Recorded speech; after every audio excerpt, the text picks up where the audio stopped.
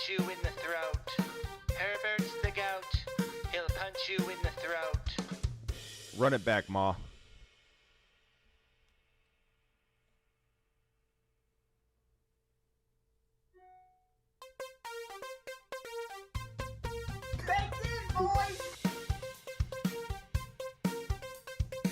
Herbert's the gout.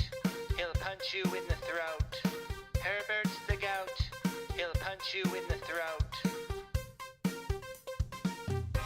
Would all of the VIP Super Chatters please come to the front stage? You know who you are. Mark Cleveland, the Silva Brothers, Austin, Double A, Terry Roberts, please report to the front stage. D2W Stu, your presence is required at the front stage. Unberger, I see you. Tony Turley, we see you lurking over there. Nolan Mendoza, Bender. If you want your name mentioned in this song, all you gotta do is drop a $14.99 super chat so Smitty can identify you and drop you in. Get your name in the intro song of every Tuesday, Thursday show. It's a blue button.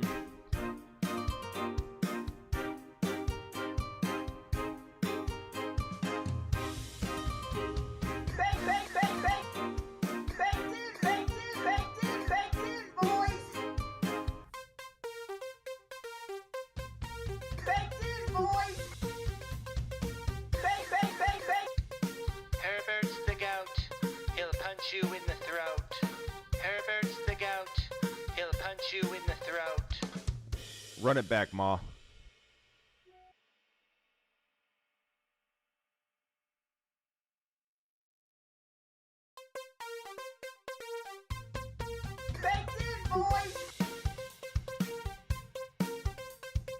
Herbert's the gout. He'll punch you in the throat. Herbert's the gout. He'll punch you in the throat. Would all of the VIP Super Chatters please come to the front stage? You know who you are. Mark Cleveland, the Silva Brothers, Austin, Double A, Terry Roberts, please report to the front stage. D2W Stu, your presence is required at the front stage. Unberger, I see you. Tony Turley, we see you lurking over there. Nolan Mendoza, Bender. If you want your name mentioned in this song, all you gotta do is drop a $14.99 super chat so Smitty can identify you and drop you in. Get your name in the intro song of every Tuesday, Thursday show. It's a blue button.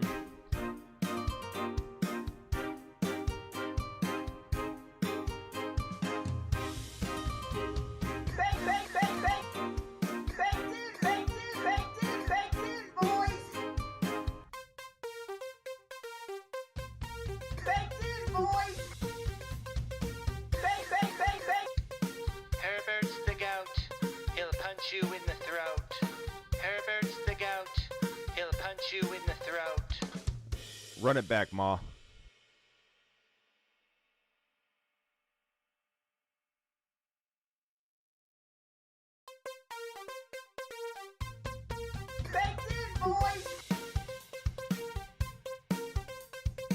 Herbert's the gout. He'll punch you in the throat. Herbert's the gout. He'll punch you in the throat. Would all of the VIP Super Chatters please come to the front stage? You know who you are. Mark Cleveland, the Silva Brothers, Austin, Double A, Terry Roberts, please report to the front stage. D2W Stu, your presence is required at the front stage. Unberger, I see you. Tony Turley, we see you lurking over there. Nolan Mendoza, Bender. If you want your name mentioned in this song, all you gotta do is drop a $14.99 super chat so Smitty can identify you and drop you in. Yeah, buddies. Get your name in the intro song of every Tuesday, Thursday show. It's a blue button. What's up, my children?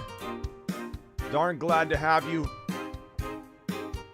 Darn glad to have you today. We're talking a little news. Deshaun Watson, Tom Brady, little Chris Godwin action. Not a whole bunch going on today, but we're going to do fantasy mock drafting right after the intro here. Herbert's the goat. This is the Fantasy Football Show with your host, Smitty.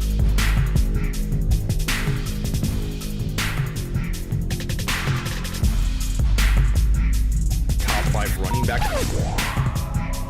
You're watching the Fantasy Football Show. I'm Smitty. Take a lap. Yo, welcome to the show. I appreciate everybody being here. I'm sorry about the music level last time. Everybody was DMing me like crazy, like Smitty. The music was so loud. I had it really high. Tell me, we got to have music. I'm sorry. We have to, but tell me if that volume's okay. Oh! I hit my elbow. The funny bone.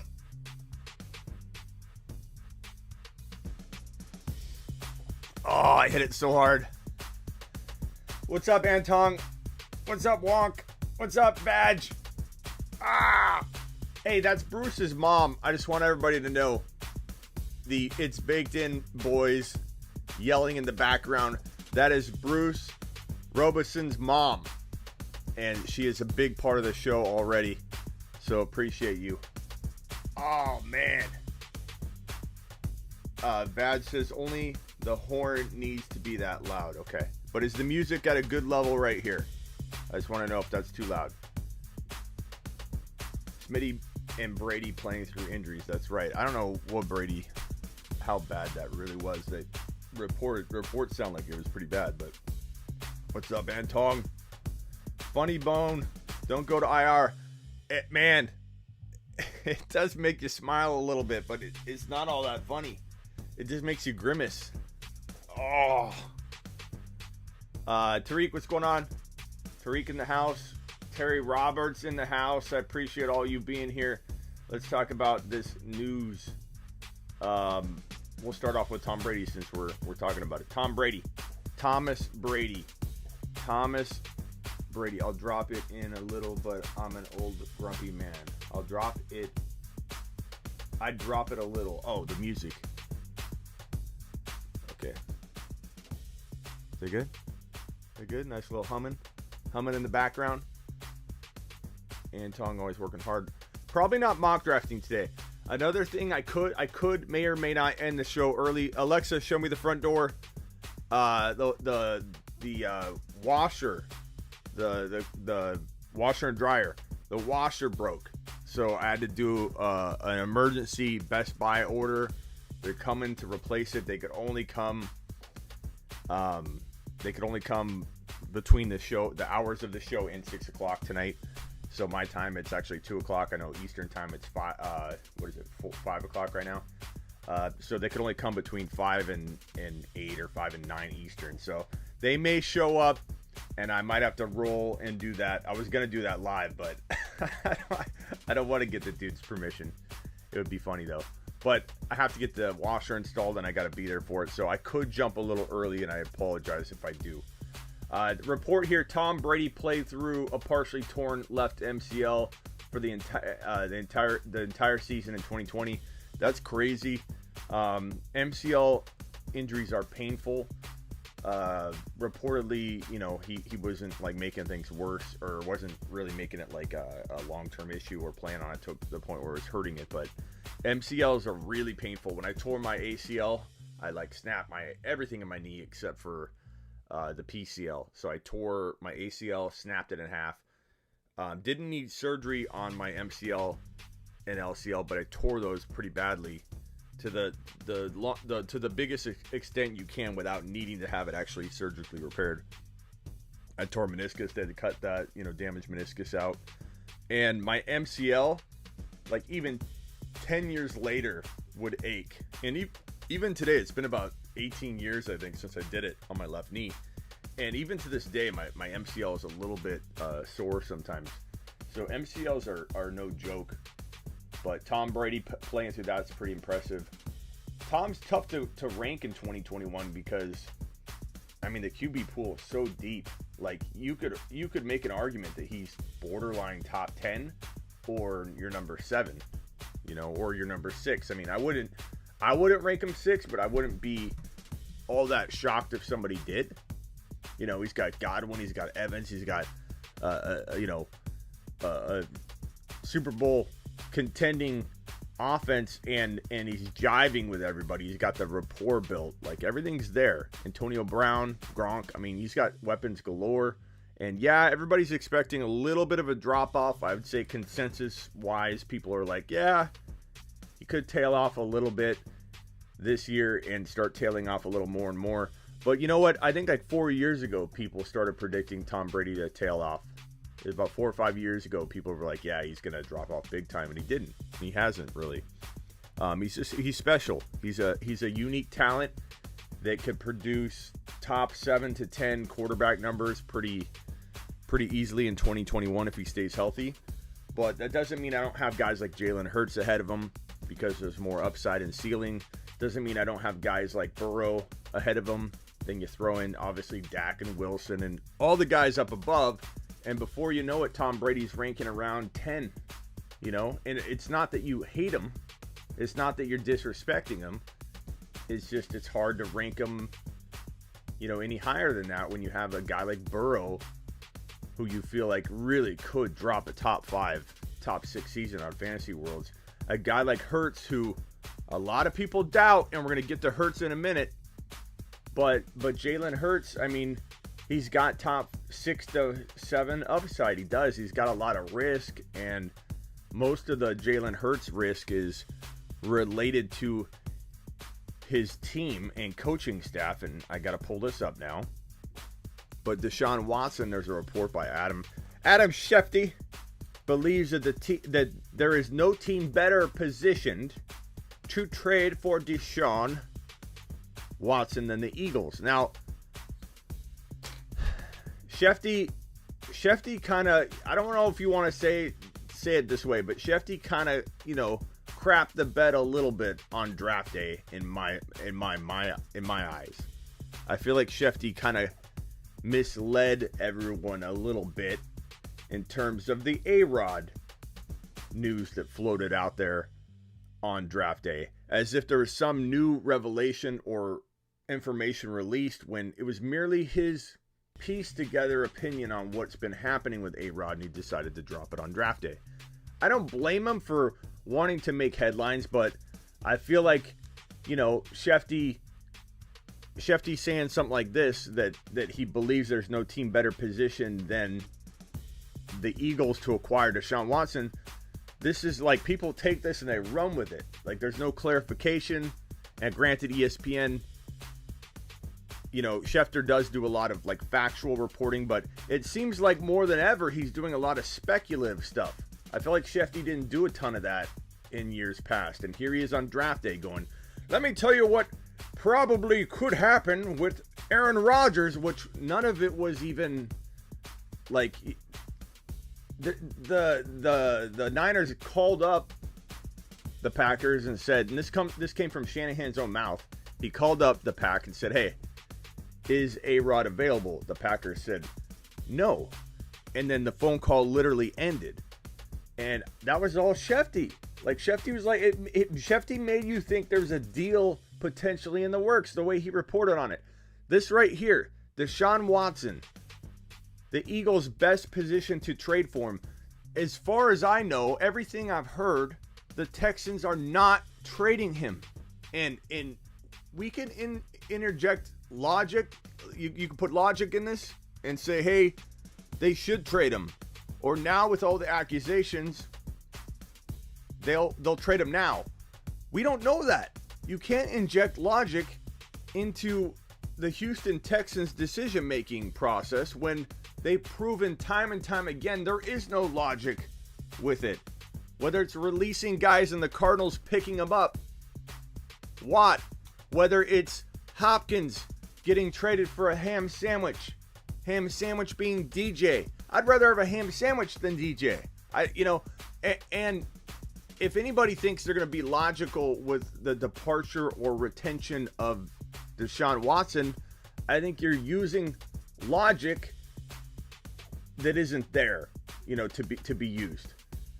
And so when someone says, like Shefty, that the Eagles are best positioned to trade for Deshaun, number one, I don't like that because I believe in Jalen Hurts. Now, if Shefty doesn't, if that Eagles coaching staff doesn't believe in him, I understand that they may be looking to, upgrade a quarterback if they really don't believe in Jalen Hurts. I find it so hard to digest that anybody wouldn't look at Jalen Hurts in the small sample that they got, in the practices that I've seen, the way the team and locker rooms talked about him, the way he rallied people in that one amazing week he started. Then he started and had a bad week and got benched. It was a very, very quick spike in value across fantasy football worlds. So many of you, and I was on board too, talking him up, but so many of you were like, this guy's top 5. Oh my God, after his first start.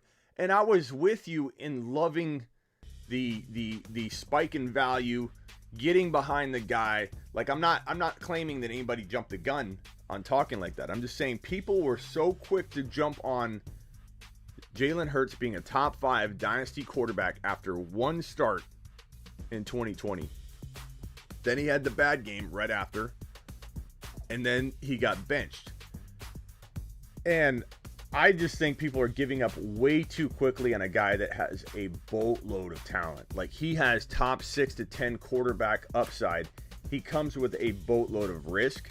The risk feels very, very much team related and coaching staff related. And even if that spills over into his confidence, it's created from that coaching staff and the doubt that they continue to throw at Jalen Hurts' direction. Whether it's like, we might trade up for a quarterback in the draft, we might be in the quarterback, market. We might want to replace him. He's not necessarily the starter. Okay? New coach comes in. We may not, it's a competition. There's nobody behind him that could even take the job from him, but we're not going to support our guy. That's how Philly is rolling lately.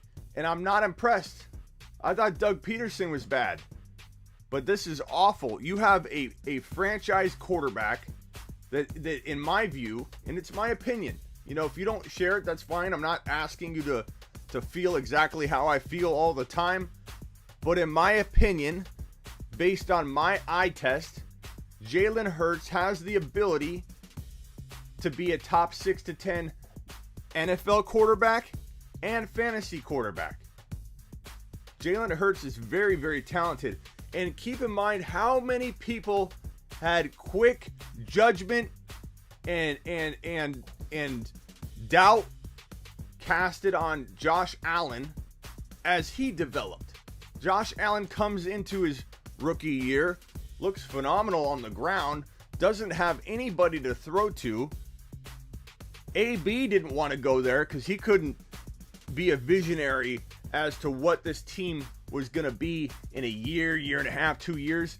Josh Allen comes in with a cannon that was as strong as anybody's in the league, but maybe Aaron Rodgers, maybe Stafford at the time, and Mahomes. Like, Josh Allen had the strongest arm in the NFL, or top 3, walking into the NFL. A lot of potential, the ability to run. Nobody seeing that he can be accurate or he could improve upon that. He's a running quarterback. That's what he does. He's not going to do a lot in the air. Now look at him. Now look at all the people that doubted Josh Allen. For everybody to cast doubt in judgment on Jalen Hurts before he's even played even half of a season, let alone walking into his second season and really only getting a good 2 games to prove himself. In one of those games, he blew up to a point where everybody and their mother loved him as a top 5 quarterback for the future. Now everybody's just jumping ship. Like, I don't like Jalen Hurts. Why? Why don't you like Jalen Hurts? If you don't like Jalen Hurts, it better be that coaching staff. It better be they don't know what they're doing. It better be Sirianni doesn't know what he's doing, that he doesn't know how to support the talent that's right in front of his face.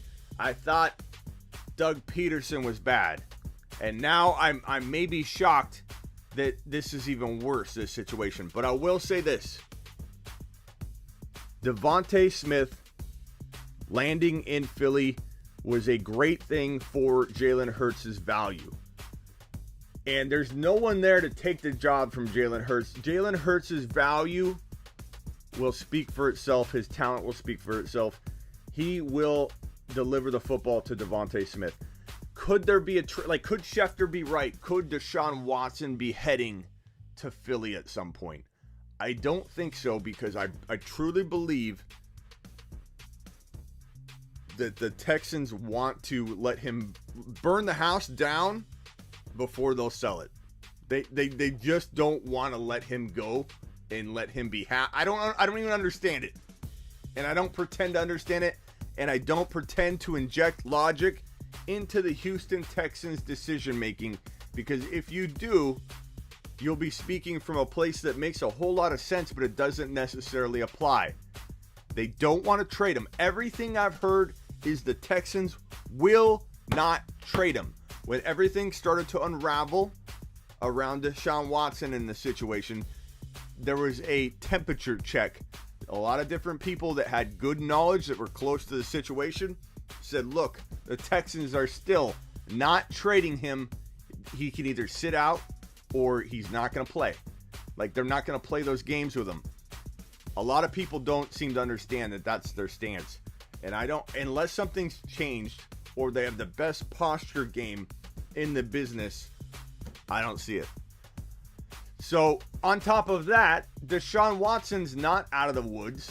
Deshaun Watson has over 20 pending cases against him that are individual cases that need to be settled upon. Yes, they're probably looking to settle them as a group because it is a consolidated issue. Like, these are consolidated cases. That does not mean class action.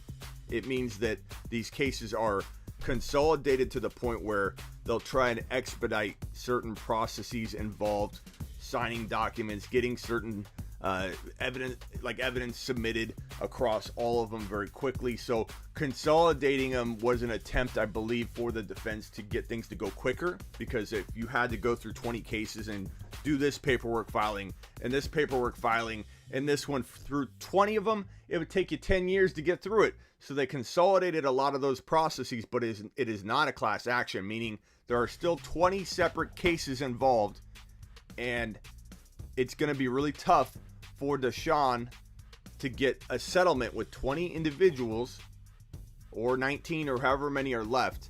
A couple dropped out. I'm not positive on how many are left, but to get these to settle before the season starts is crazy. That's not happening. And there's a pending criminal investigation that stands on the legs of that investigation stand on the civil side of it, because when there are civil allegations, then the criminal side is going to look at that and say, okay, do we got to look into that? If there's a settlement, then those claims go away. The criminal case will go away immediately.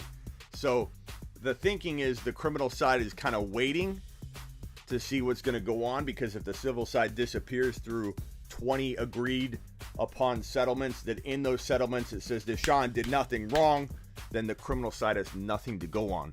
That's why there's like this pause between the two. Deshaun may not play, not only in 2021, the likelihood of him playing, if everything's settled, the league would still suspend him for at least half of a year is my guess. That's my guess. It's not rocket science. It's not factual. It's my opinion. And I think that the league would suspend him for half of a year at least to send a message that what he did, how he went about his business was not a good look for the NFL, and the NFL is not going to have it. So you're looking at best case scenario, the guy missing half of a year, but there's a chance he doesn't play at all this year, and there's a chance that he just kind of gets moved aside, and by the time this thing all gets resolved, where is he going to be talent-wise? Where is he going to be within? Like, it's funny because people were drafting him in redraft in like the 4th round, 3rd round, like a month or two into this. Now nobody's even touching him. In a dynasty league, you still have some people drafting him very high, and other people are like, I'm not touching him. I don't think he'll ever play again. I don't know what to think long term. There's too many moving parts to really be predictive and accurate with that. We don't know what's really going on with each of these individual cases. We don't know if a settlement is around the corner or if a settlement will happen, 2 months from now, and he plays in 2022. But he's unhappy. He's in Houston. Everything I'm hearing is that Houston's not going to make it easy for him to get out. Maybe a team comes along like the Eagles and says, we'll give you an amazing deal. And maybe the Texans come around and say, you know what, this is getting worse and worse. We haven't wanted to admit it to anybody. So when people ask us, people are close to us, close to the situation type reporting, we're like, we're not doing anything. It's posturing potentially. And then maybe they trade him. Philly? I don't know. I don't know if it's Philly. I don't know where it could be. But what team in their right mind would go after him right now? So that's what doesn't make sense about the Shefty report. They're best positioned, the Eagles, to go get Deshaun Watson. Why? Why are they best positioned to do it? No team should be going after Deshaun Watson right now. And I don't think they should, because they got Jalen Hurts, who I like a lot. Jalen Hurts could be very much, maybe not as good as Deshaun. Maybe he could be, though. I wouldn't say that he couldn't be, but I think to expect that is kind of irrational.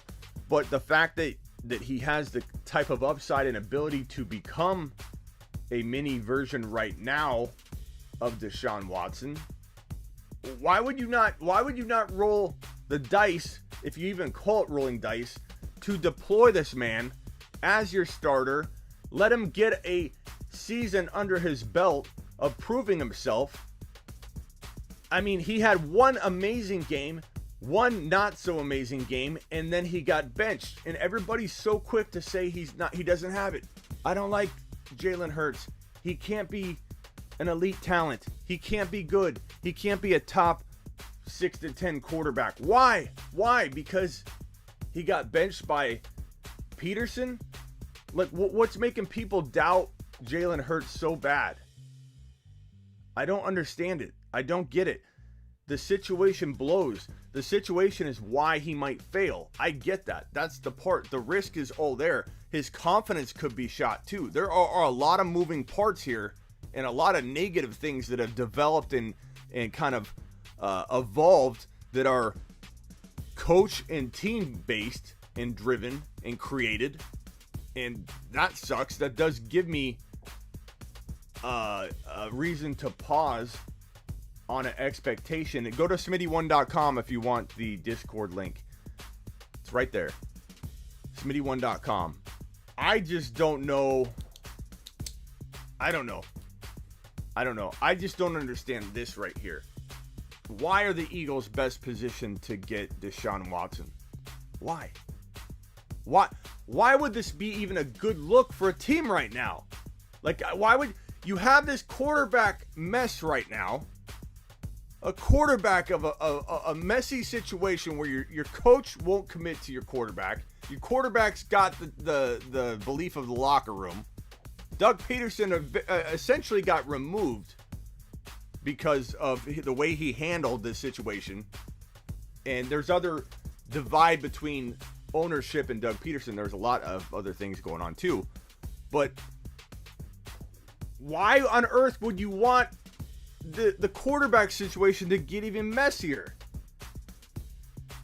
You're talking about two franchises that don't make sense all the time. It's correct, Antong.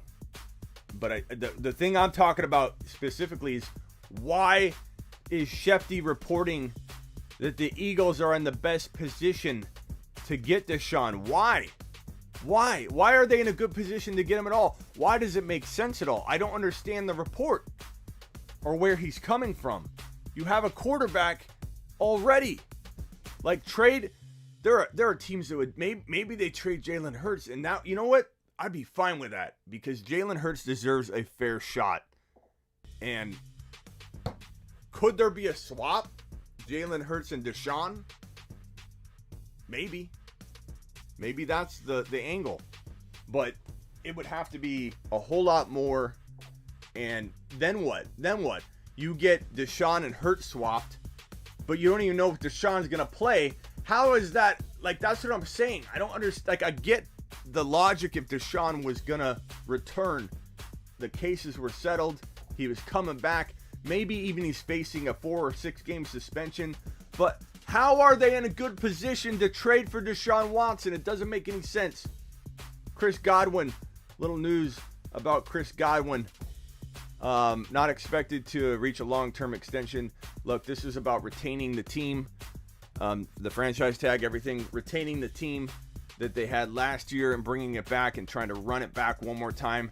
They're worried about retaining Godwin, but not enough. They want to just take it year by year. Don't expect much to happen here. They could figure something out with some contract restructuring, but Godwin probably going to be a little bit bitter about this, especially if they don't win at all. You know what I mean? Like, he's going to be like, okay, I need some money and take this different direction. So that's the news right now. We're not mock drafting today. We don't mock draft on Tuesdays and Thursdays. We did it last week because I wanted to give you guys a chance to do it. We always do mock drafts in the evening, and I wanted my day crew to get a chance. But this is not a mock draft show. This is a news and rant show. This is Fantasy Football Court. That's how we roll here on the show, and we're going to get to Fantasy Football Court right now, early on in the episode, because I may or may not be out early for fantasy football. Court. Court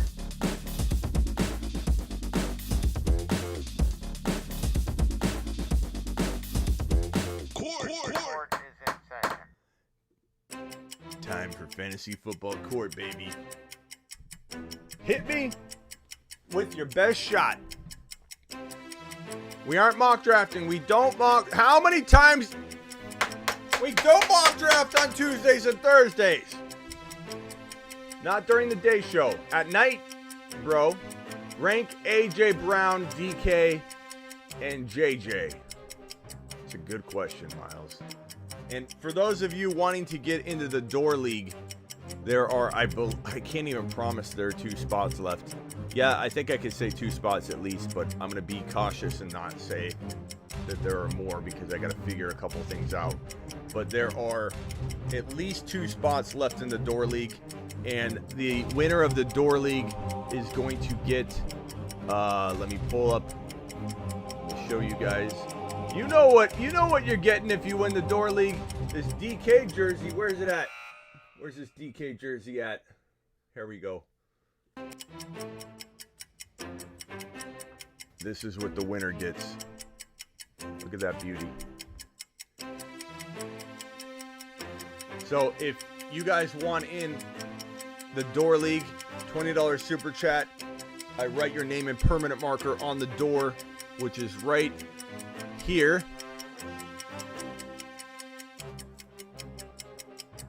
Permanent marker on the door, and you're in the league. League's gonna be off the hook crazy. Rank AJ Brown, DK Metcalf, JJ in redraft.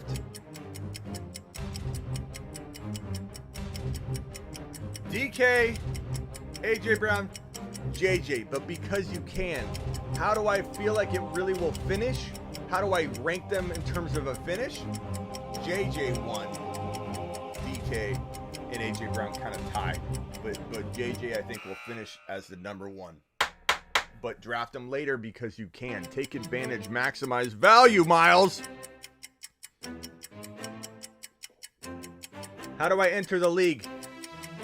Right here in front of your face. $20 super chat. Name written on door. In league. Drop it like it's hot. CH.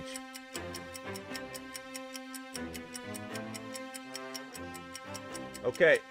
Who's better for Denver wide receivers? Locke or Bridgewater? I mean, Bruce, have we seen anything out of Locke that makes you think the answer is Locke? I'm asking an honest question, Bruce.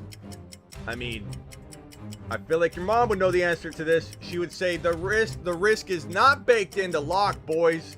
It's not. Bridgewater appears to have a good rapport with Jerry Jeudy. That's what I care about, my boy Jerry. And I'm going to say Bridgewater by a mile because we've seen Locke. We don't want Locke in there. It's okay, Bruce. Bruce gets a pass for anything he says in the show from this day till the end of it. Bruce gets a automatic, no need to take a lap lifetime card that I'm going to make up for him and send to him. Bruce is completely lap resistant. Mike Jones wants to know Julio over AJ Brown. Question mark, question mark, question mark, question mark, question mark, question mark. Are you trying to get my attention with the question marks, or are you emphasizing that Julio over AJ Brown? Like someone told you that and you're shocked?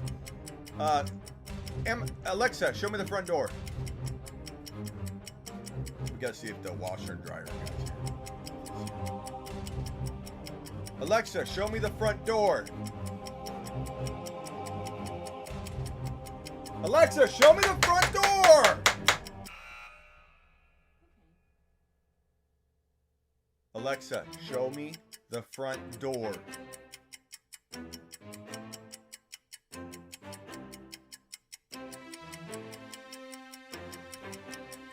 Good God. I clicked it a few. What are you talking about, bro? AJ Brown. Okay, so I haven't answered this question yet. Yes, Terry's right. I don't get the whole Julio Jones. Like, there's a little bit of like a surge in his. He still got it. Oh, Alexa, stop. Computer, who's better, Julio Jones or AJ Brown?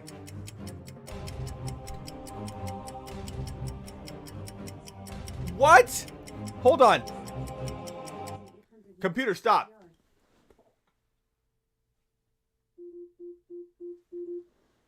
Computer, who is better, Julio Jones or AJ Brown? I would go with Julio Jones. In his career, he has 848 receptions for 12,896 yards and 60 touchdowns. No! AJ Brown has 122 receptions for 2,126 yards and 19 touchdowns. She's confused because AJ Brown's just got going. She's not predictive. She's merely repeating what she's read. She doesn't know what she's saying. Computer, how good is AJ Brown? Here's something I found on the web.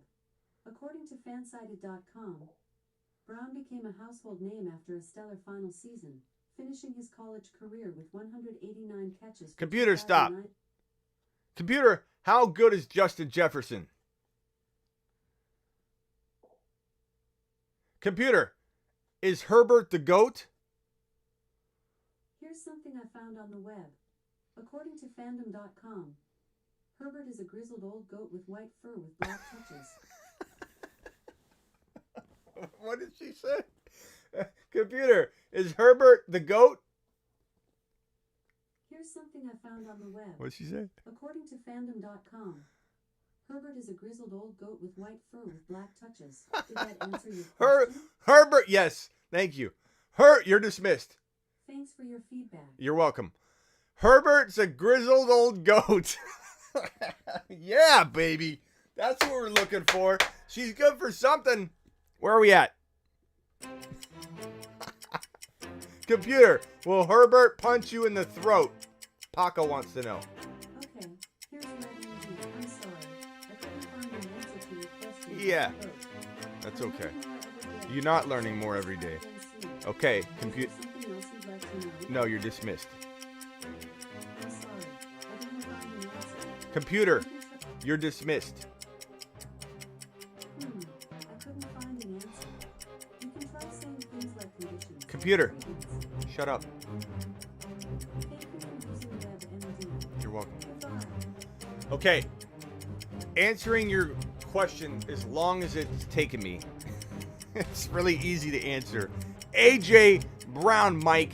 AJ Brown. I don't care if we're talking dynasty. I don't care if we're talking redraft. It's AJ Brown season, bro. Like Julio Jones could look good for a string of games. He did last year. But staying healthy at a high volume will be hard for this guy.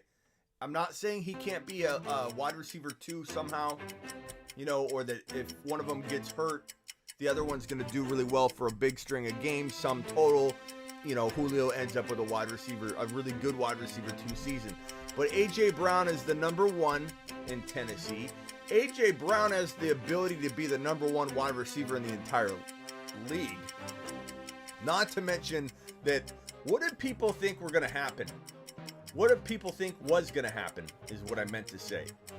When Corey Davis leaves, Jonnu Smith leaves, it's Tannehill and A.J. Brown. Double teams. Julio Jones is probably more of a good thing than a bad thing for A.J. Brown's value. Now defenses can't walk into 2021 going, all we got to do is shut down A.J. Brown.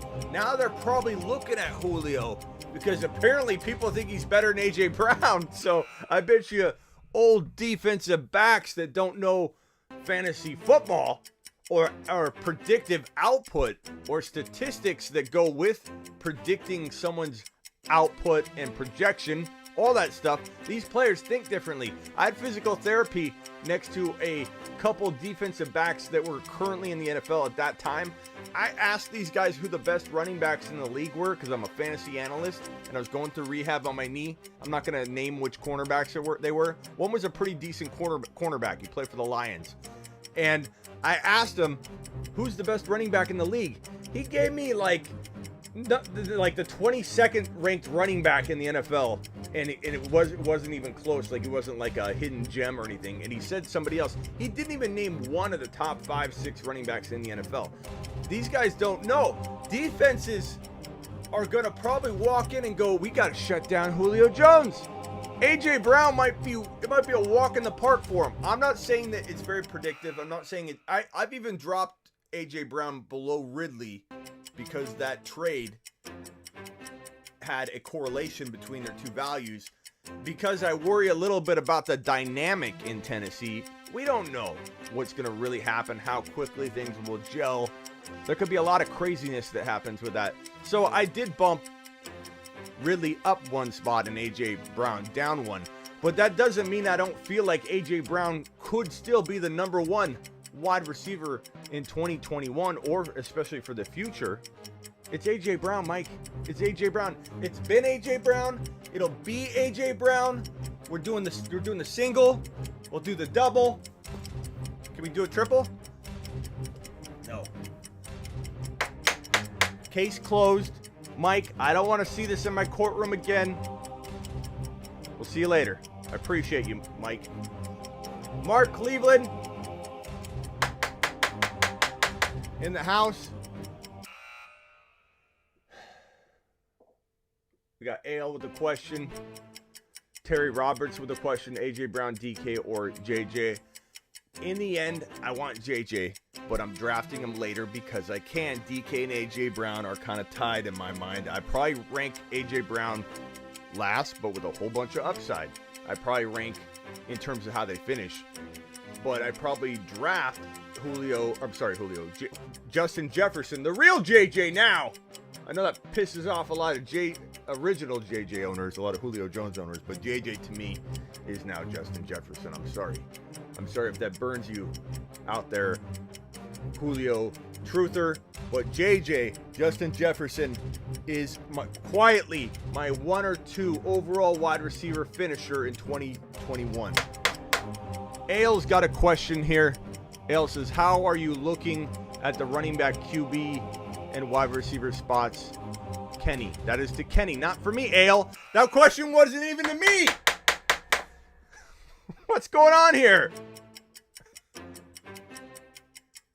Gibson over J.K. Dobbins. Computer. No, not computer. Alexa, show me the front door. Computer, shut up. Alexa, show me the front door.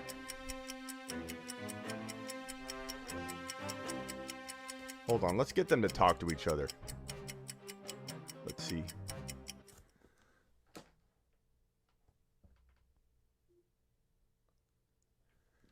Okay, here we go. This is going to be hard. Computer, who's better, Julio Jones or A.J. Brown? Alexa, who's better, Julio Jones or A.J. Brown? Something I found on the web. According to Atlanta Here's something I found on the web. According to AtlantaFalcons.com, Ab is not factually better than Julio in all facets of the game, as Julio is both bigger, stronger, and has played through more injuries than Ab. Ab. AB. She thought I meant AB.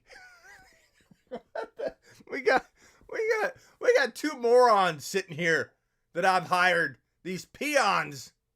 These interns don't know anything. What am I even paying them for? Computer, how good is Justin Jefferson? Alexa, how good is Justin Jefferson? On Monday, January 13th, Computer, how good is Justin Jefferson? Jefferson had 106 receiving yards in LSU's win over Clemson. God, worthless. Where were we? I'm not quite sure how to help you with that. Alexa, stop. Gibson over J.K. Dobbins. Hit the thumbs up if you've just joined us. Punch the thumbs up, please. It helps the channel. Okay, it helps the channel. Wipe your feet on the way in the front door. Gibson over J.K. all day. Gibson over J.K. all day. Not because I don't love both.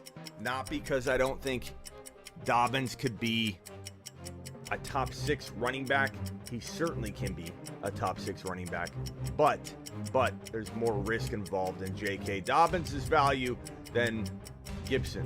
Gibson, to me, I'd take him as early as 2.1, but don't tell anybody, okay? If I have to, I'll pay that. I'll take a Diggs and Gibby back-to-back at 12-13 if I have to. I'm taking Gibby as my favorite 13 to 18 overall player. I'm taking J.K. as my favorite. Well, not my favorite because I love Justin Jefferson. I love Clyde. But he's one of my favorite, and he's a win a league draft slot type player at 3.1 to 3.12. So they're about a round or a little less than a round apart, LB. So don't be taking JK above Gibson because number one, the market tells you not to. Number two, Gibson's safer. But can you draft both? Absolutely. Could you somehow walk away with Diggs in round 1, whether you're taking him 7 or 12, anywhere in that draft slot range? Diggs, let's write this out because this is like fire stuff right here. Okay, don't forget $20 super chat gets you into the door league. I think there's 2 spots left, and permanent marker you're written on the door of the studio for life. $14.99 gets you in the intro song. I say your name, and you're played whenever the show starts. Let's talk about Gibby, J.K. Dobbins, and Diggy. Okay, so this is round 1, this is 2, this is 3. And let's put round 4 in there for good measure. You want to know the secret to winning your league? I'll show you right here. Diggs. Take Diggy right there. I don't think you can read that very clearly. This black marker is kind of fading. Diggs. Diggs. Gibson. Gibby. J.K. Dobbins. Josh Allen. That is a winning formula if I've ever seen it in my life. You've got the Diggs and Allen stack. You've got Gibby and J.K. one of my favorite approaches from a draft slot that kind of looks forced to go wide receiver in round 1. If you're forced to go wide receiver in round 1, that's your solution. To go Diggy in round 1, Gibby in round 2, and JKE in round 3, and Josh Allen E in round 4. That's your formula right there. That's a winning formula. And if JK gets taken, boo-hoo. Justin Jefferson, is he available? Can Justin Jefferson come out to play? And if he can't, and I take JJ probably over JK. If I can, it's all these abbreviations. JK, the double J, the CEH. CEH or JJ or JK. And that's not just kidding. I'm saying J.K. Dobbins, baby. So J.K., J.J., C.E.H. Man, if you're new to this show and you don't know this stuff, you're probably walking in going, what in the hell is this man talking about?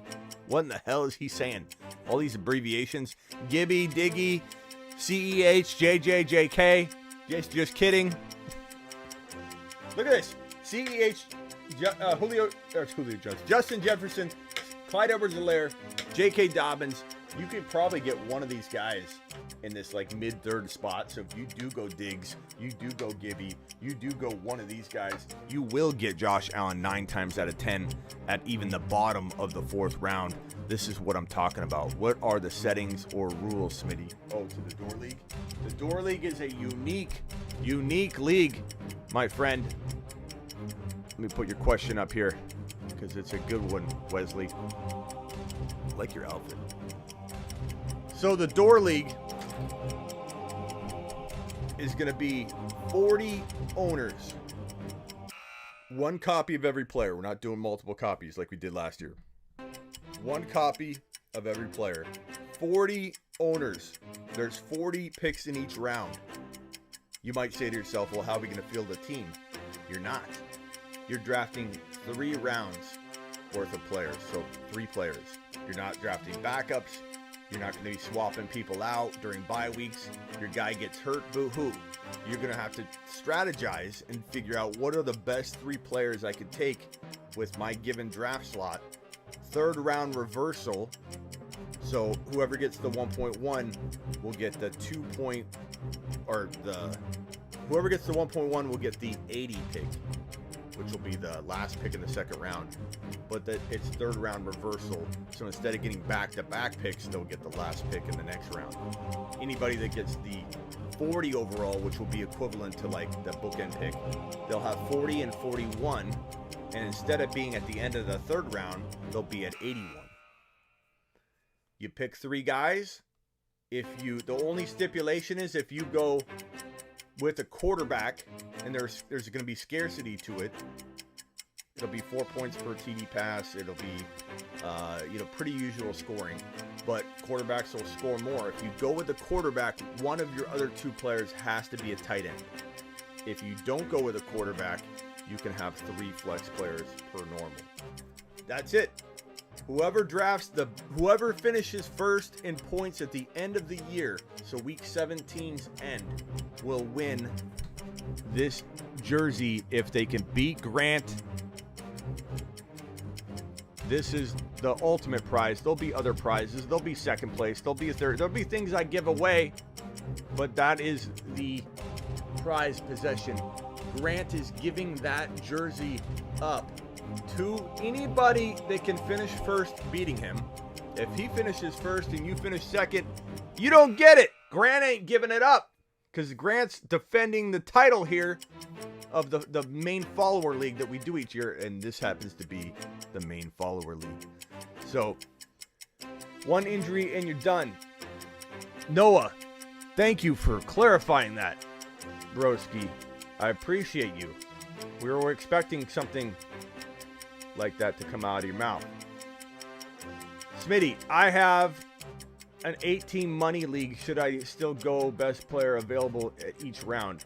Always best player available, Terry, but within reason. Like if all things are kind of equal, you're leaning one direction, but you do fear or know that the running backs will completely dry out. You know this for a fact. You can go in another direction if it's, relatively close, but always best player available, Terry. And if you have the 8 pick, and let's say you go Diggs, I just showed you, Terry. I just showed you the roadmap to dominating, I think, with that draft slot. Diggs, Gibby, JK, or Clyde, or Justin Jefferson. Probably JJ first. And then Josh Allen in round 4.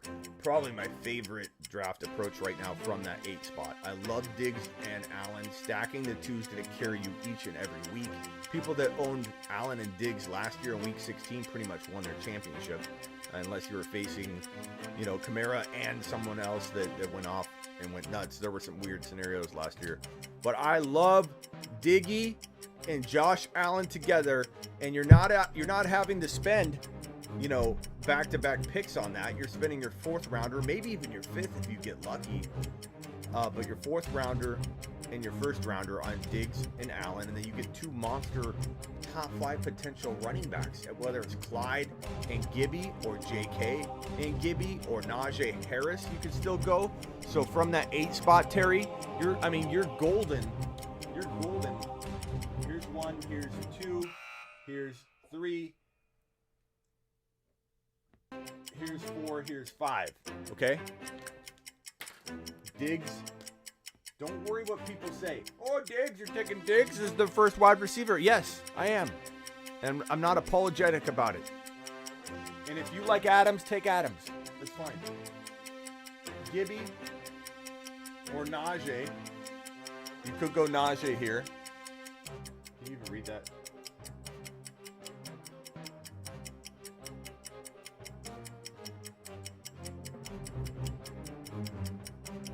Diggs, Gibby, 3rd rounder. It's either going to be JK or JJ or CEH. And then, in my opinion, Josh Allen is, unless like CD Lamb falls, Josh Allen is the best 4th rounder in 2021. He's like stapled into my 4th round. I don't care what anybody says about early QB. Go watch my early QB content.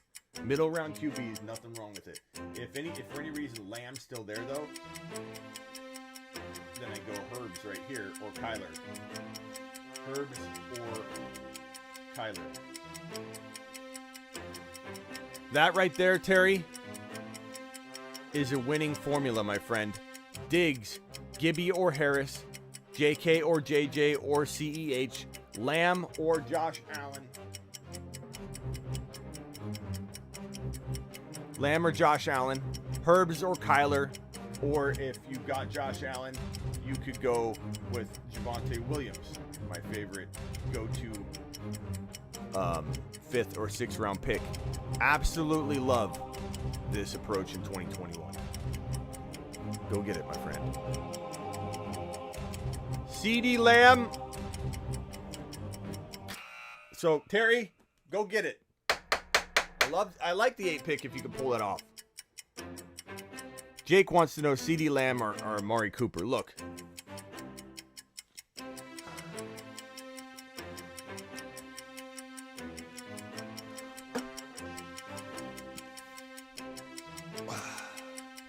Jake. CD Lamb is a man. Amari Cooper, he's good. He's good. He's wide receiver 2 fantasy capable. Has he flirted with wide receiver 1 capabilities before? Certainly has. Is Amari Cooper undervalued and unappreciated even by yours truly? He absolutely is. But does that change anything when it comes to Lamb's future? No.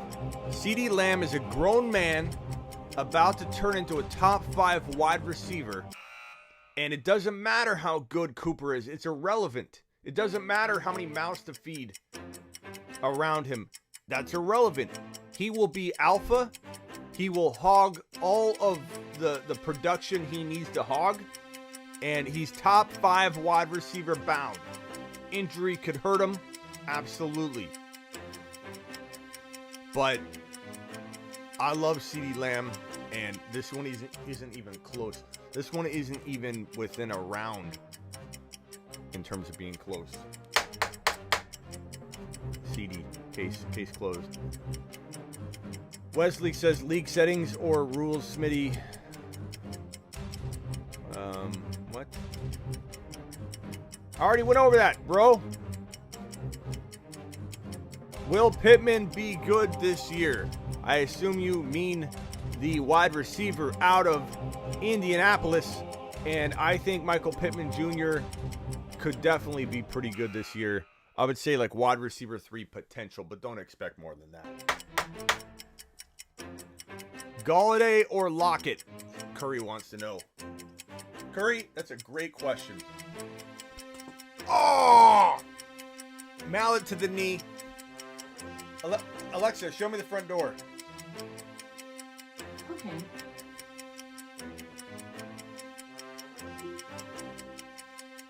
Gosh, she's worthless today. Oh, we got it. Okay. I don't see the delivery truck. We're still good. Galladay or Lockett? I'm going to go with Galladay. I like Lockett. He's a great wide receiver 3. Great wide receiver 3. But I don't think I'm drafting him as a wide receiver 2. Lockett or Galladay, I would.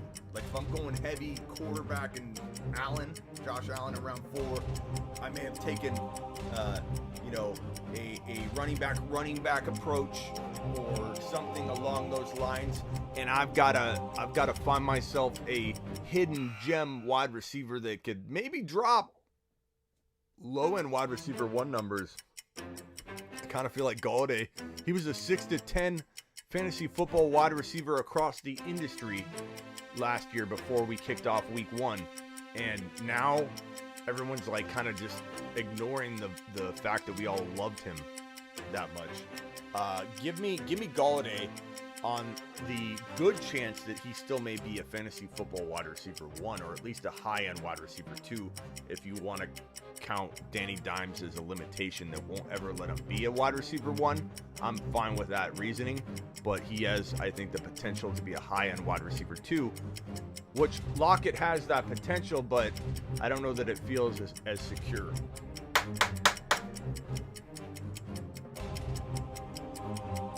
RIP Suns. No, Noah, the Suns are going to win.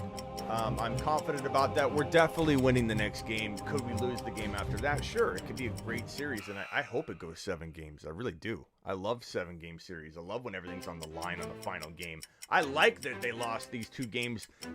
I'm a competitive man, and I'm the kind of person that lets someone beat me in Madden and catch back up, and then I know the final drive, I'm down by 1. And I love letting the person score. They don't even know it. I don't even let them know, but I let them score on me. I want a game 7. So the Suns are going to win in 7, and I'm fine with that. We don't need it in 4. We don't need it in 5. A lot of people are going to throw and cast hate on the Suns' victory anyway. Let's put an asterisk on that because there are a lot of people hurt along the way. We don't care. Suns in 7. Bring it.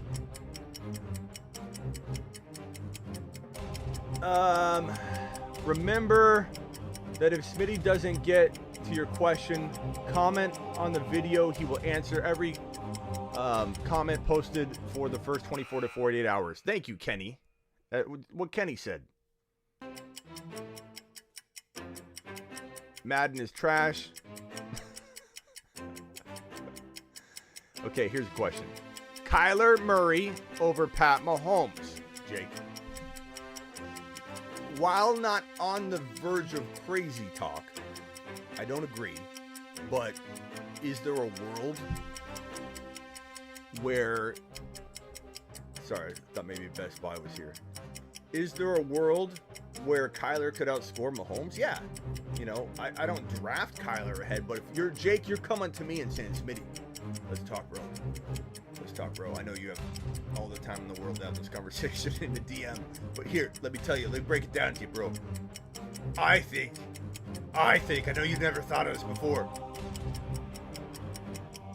but given the value, I kind of like Kyler in rounds 5 or 6 over Mahomes in 3. I do too. Sure. I also like Josh Allen in 4 over Mahomes in 3. I'm a big Mahomes fan. I feel like no one had him. Show me documentation. Show me a video out there where anyone called him a top 5, 1 to 5 quarterback like I did, walking into the season where he wasn't even starting. In October. In October of 2018, was it? He was not even the starter.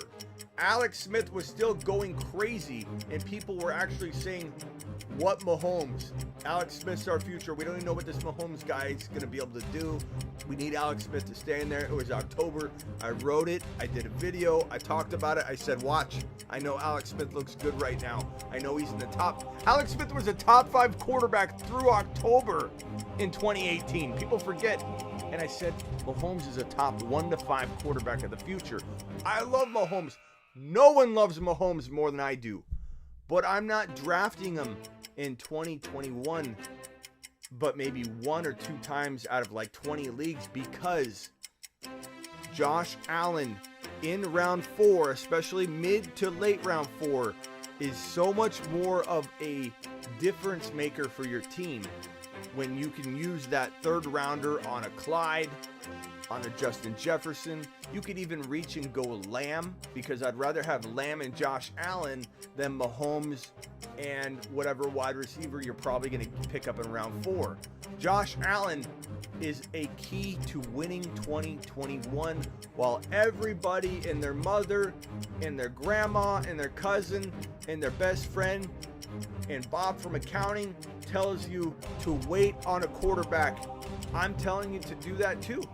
I'm telling you to wait 1 round. Instead of taking Mahomes, you take Josh Allen and you win your league, because you have arguably the number 1 quarterback. He could beat Mahomes out. The number 1 quarterback, the number 1 overall scorer in your league at 4.05 to 4.09.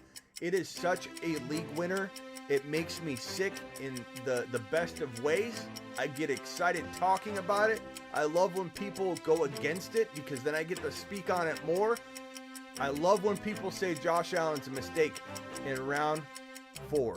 I love it. I love it. I'm doing it all day long, and you can just join along for the ride if you don't want to partake. But I don't mind Kyler over Mahomes given the ADP value. Do I draft Kyler over Mahomes? No. What do I look like, a moron? DK Metcalf or AJ Brown? We've gone over this. DK's safer. You know, he's safer potentially. Maybe not. I mean, they're close. They're dead even. Like, if I'm on the clock at 14 or 15 overall, like I consider drafting both of them even that high. And the odds of AJ Brown falling a little bit past DK are probably greater because of the Julio Jones effect. But they're both darn good, man. I've got 2 leagues.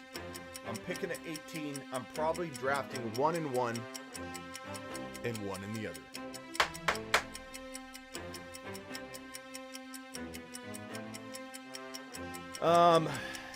Curry says, got Josh Allen in the 10th last year. Pick after Matt Ryan. Bro, congratulations. You beasted on that one. Let me also tell you a little story. And the reason I want to tell the story is because a lot of you thought this was just an okay trade. And I even put a poll up on my Instagram, and it didn't get the reaction that I was hoping for. But let me tell the story now and get the chat's reaction. Okay? Right when the Deshaun Watson news got really bad, not before, it actually got bad. It was like, hey, there's 20 cases. It wasn't like there's 1 or 2. 20 cases. This could look really bad. There was still about 30 or 40% of the fantasy football population that were like, he's going to be back. He's going to play. These are all fake. You know, like speaking from a place of, you know, trying to reason it out. You know, not a place of like what it is, perception's reality, you know, regardless of whether he fights it or not. Watson's 2021 playing potential was in jeopardy. I owned Watson in a dynasty. Big cookie means money league. And it was an expert league. It is an expert league. And I had Deshaun Watson as my only quarterback. And I'm in win now mode like you can't believe. I've got everything stacked up on my running backs. It's one of the craziest teams I've ever assembled. And I got Josh Allen, this crutch in my lineup where I've got the team ready to win now. I've got a 2-year window to win. And I've got my quarterback who's a top 3, 4, 1 to 5 quarterback who might not play. What do? The rookie draft ends. Then I can trade the next year's pick, so 2023, because I already traded my 2022, I believe. So we couldn't trade 2023 until the rookie draft ended. The rookie draft ends. My 2023 becomes open and available to trade. What do? I target that Josh Allen owner, and I say, I'll give you my first rounder in 2024. And Watson for your Josh Allen. What does he do? He jumps on it. What do people do on Instagram? You give up Watson and a first rounder for Josh Allen? Watson's as good. And then a couple weeks later, Watson could be as good. A couple weeks later, crap, Watson might not play. And now, we don't know if Watson will ever play again. Will he ever return to form? Josh Allen is he's easy to acquire in the right situation. You start throwing some stuff at people, they'll make the trade. Smitty, does Julio have another top 15 wide receiver season left? Mr. B, he could. I'm not going to say he doesn't have that ability, especially if like A.J. Brown went down, if things went a certain way. But I have a hard time ranking him in a way that feels safe at 15, bro. But sure.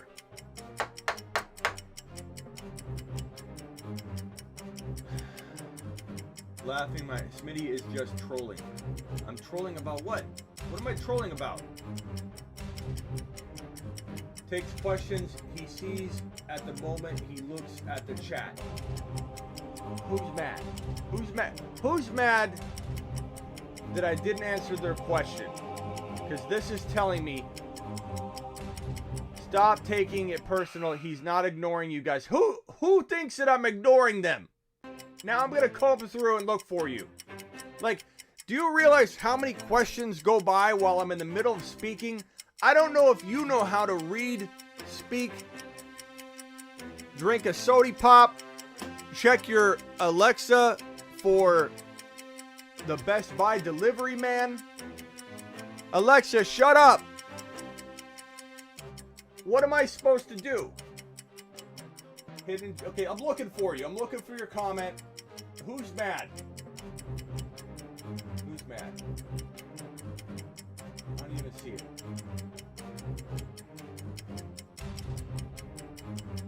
Is it probably Noah? Oh, then that's no big deal.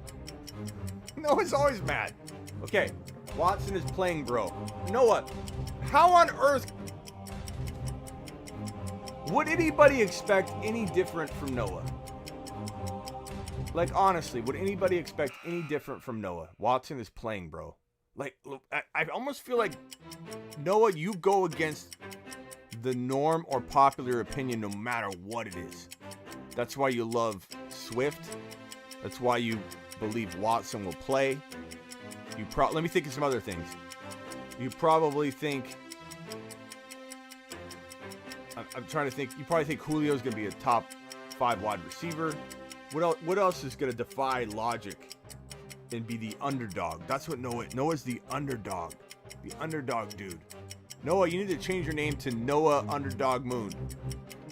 Because, bro, that's like, no matter what it is, you want to take the underdog stance, bro. You ignoring me. I'm not ignoring you, Badge.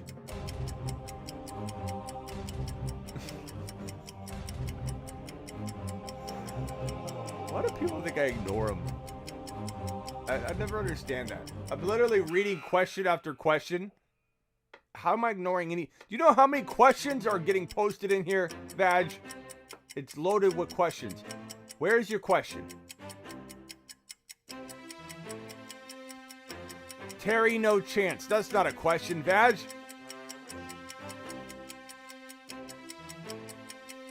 I don't see your question, Badge. I don't know. I'm answering your question. Ha. These are all your comments. There's no question. We love you, Noah, says Terry. Look at that. Love. MT. Watson is training hard right now on Instagram. He's not training to not play. Noah, what makes you think he has a say? What makes you think he has a say at all, bro? Of course he's training. He's trying to keep his mind right. He's hoping this thing works out. Him training has nothing to do with whether he's going to get off on the case, bro. What are you talking about? Michael Thomas or McLaurin? Mike Thomas. I'm not saying McLaurin can't be as good or be a wide receiver one. He certainly can be. But Mike Thomas reportedly had his surgery. We'll know more on that. I want to hear more concrete information on his surgery. But I take Mike Thomas in round 3. I take McLaurin at the top of 4 and 4. I know the guys can see what I've been saying. Is it not posting? Maybe it's not, Badge, because I don't see what you're saying, bro. All I see is just a couple of your comments. That's another thing. People come at me, Badge, and whoever the other guy is, and Malta. You guys don't realize that sometimes if you repeat a question, you get tagged by YouTube as a spam comment because it's thinking you're being a repetitive bot. And so I don't see your question. Then you're mad at me. Then you're mad at me because I didn't answer your question, but I don't even see it come through. Watson's going undrafted right now. What a steal. Noah in the court. Who's your tight? Tight end options this year, bro. Fant, Tunyon, Logan Thomas, and if you want a really late grab, Jared Cook in LA catching balls from Herbie. Something to look at. I'm not saying it's a lock. Something to look at.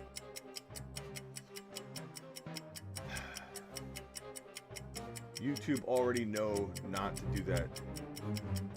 Master Yoda. Rank the best to worst Joe Mixon, Gibson, Najee. That's the easiest question I've probably ever been asked in my whole entire life. Gibson, Najee. Wait. Then Mixon.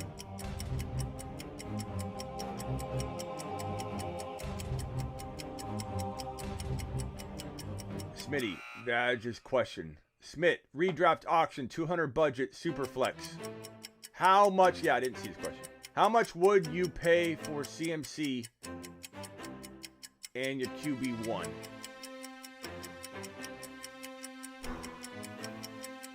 $200 budget. In the 60s. Would I pay 70? Maybe, but the problem with that is that your team's going to be very thin if you have a $70 player. I'm not saying he's not worth it. He probably is, but like in the 60s, I feel very comfortable with that. What you don't want to do is walk out, Badge, with an extra $15, $20 that you didn't spend, and you're like, damn. And then you look at your running back, and you see a running back like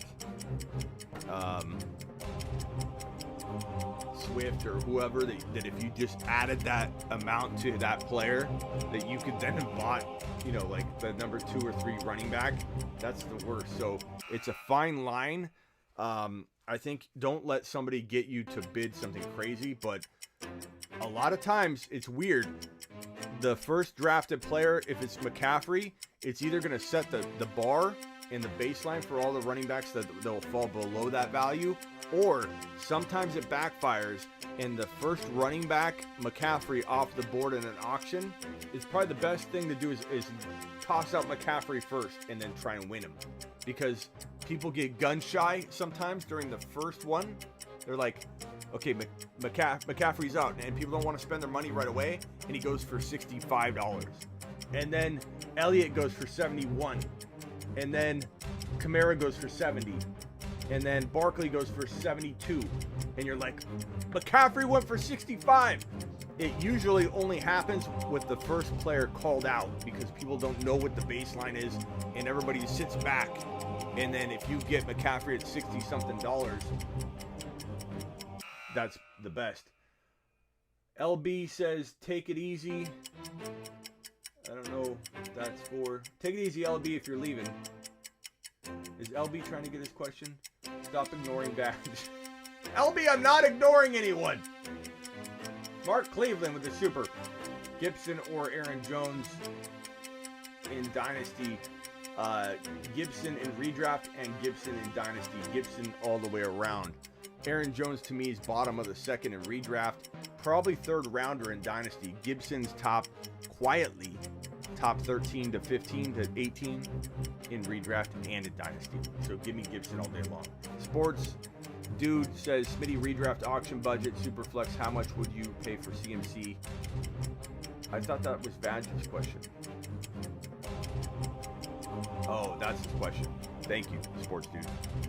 He was also telling me. What's good, therapist? What's going on? I traded Sanders and Cup for Taylor. Thoughts on that? Sanders and Cup for Taylor. Love it. Give me JT all day. Smitty, Higgins or Golladay? Give me Golladay all day. Not that I don't love Higgins, but he's probably the number 2 for his team. Galladay's the number 1, and that isn't to say Higgins will get more volume as a 2 versus Golladay as a 1. I'm going Golladay. Golladay still has a top 6 to 10 potential that we all keep forgetting he has, and so that's an easy call for me. Terry Roberts with another super chat. Thank you, Mark Cleveland, for the super chat. Love you, Smitty. Can't wait for the Door League. Thank you, Terry. I appreciate you, my friend. Why do you not like Swift? Very, very easy. Lots of red flags. When you have a bunch of multiple red flags, bro, you keep... I see, Malta, I see your question. I'm going to put it over here, okay, so you don't get all upset. I'm not ignoring you. Why do I hate Swift? Stafford's gone. You got Goff. Galladay's gone. You didn't replace him. Offense is totally revamped in a bad way. And you're not going to move the football down the field. No first downs practically. A lot of people are predicting 2-3 wins for the entire team, which means you're not scoring a bunch. You're passing in the third and fourth quarter because you're down. And I don't care if he's a good pass catcher.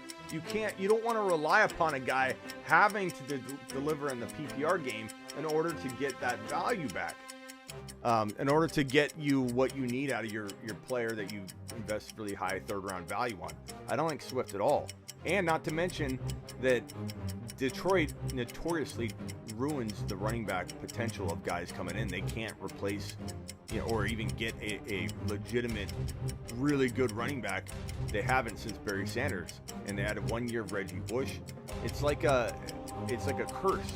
But why is it a curse? Because of the way they treat the position, because of the way they build personnel. There's a reason that Calvin Johnson wanted out, Golladay wanted out, Stafford wanted out. Everybody wants out of Detroit. It's not a secret. And so Swift is like doomed from the start. Will volume potentially be there? Maybe. But they're not moving the chains. They're not getting in the red zone. He doesn't have touchdown potential. What is the Door League? It is when you super chat a 20 spot, you get in to the Door League and you're fighting for this DK Metcalf jersey and a bunch more prizes. More prizes to be had, but the winner of the Door League will get this bad boy right here. And the Door League is a 20 spot. I write your name on the door in permanent marker on my studio door, and there's only 2 spots left, I believe. So Smitty agrees. Smutty agrees with you, Jake. What did Jake say? Thoughts on Jonathan Taylor? I think he's going to be great with an even better offensive line, at least top 6 running back. I think he's definitely a guy I consider at 4 to 7 overall. I like him probably long-term on the season more than Henry. Henry's going to beast out in the beginning of the year, but Henry's going to reach, this is the crazy part that people don't, and I won't spend much time on this because I talk about it all the time, but Henry's had a long, career right here. This is Henry's career, but 2019 and 2020 and 2021. So he had 303 carries here, 400 plus here. And even before, so we're not considering this part of his career, we're leaving out just this last 2 years and a little bit short of 3 years. He's going to cross over 1,000 total carries before he gets to even like week 13 or 14. In a 2 3/4 or 2.8 years span, he will have 1,000 yards within just those less than 3 seasons. It is a worry beyond worries. It makes me like Taylor quietly better than Henry. When the No Swift video coming out, Smitty? Bruce, I want to do it, but it seems like people would rather just have content. So I don't want to do it. I want to do it because I think it's funny and it's very impactful to have a video where I literally spent 3 hours saying no Swift, no Swift, no Swift, no Swift, no DeAndre, no DeAndre, no DeAndre, no DeAndre. And people get a kick out of it, but at the same time, it's almost like a mock draft video is going to respond better. And I don't know.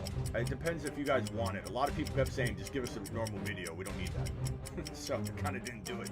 But I think I still might. It's all about just time for me. D2W Stu. Aaron Jones trade still has to be approved. Wish you luck. I wish you luck, Legion. Where's D2W Stu's comment? I thought I just saw it. What's the trade? Here it is. I also traded Aaron Jones and Chark for Gibson and Jefferson. Oh my God! Oh my good Lord! Good Lord!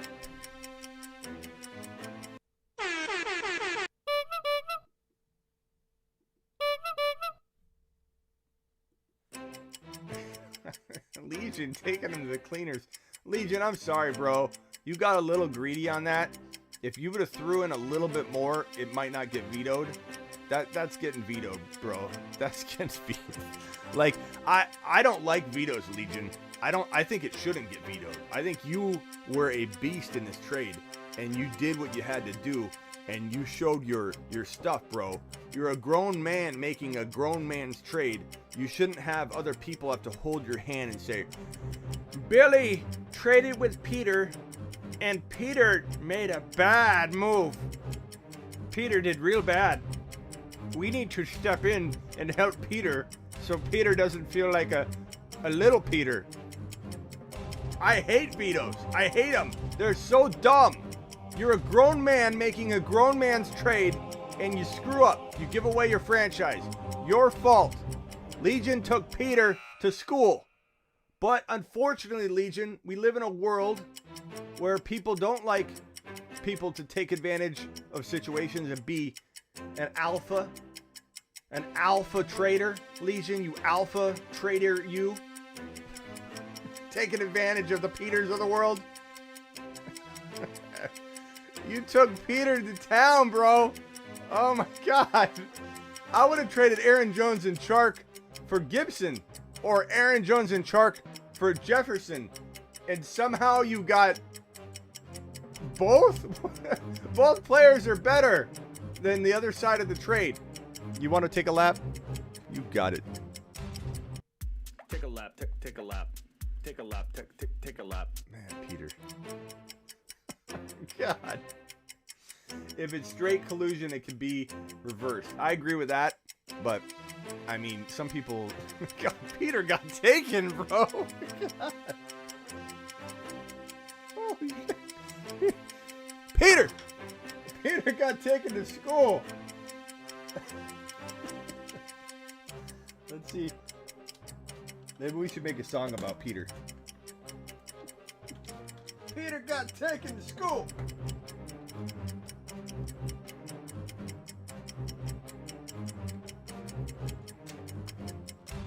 Test. Check.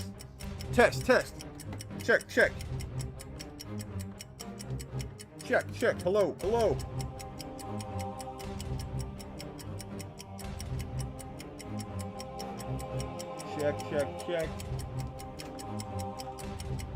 Check.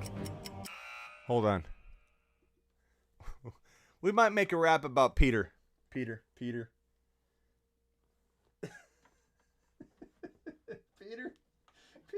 That worked. Hello? Why isn't this working? Check, check, check.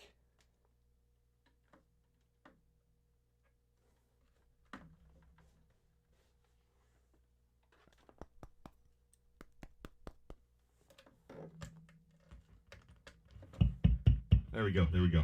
All right, Peter. This one goes out for you, buddy.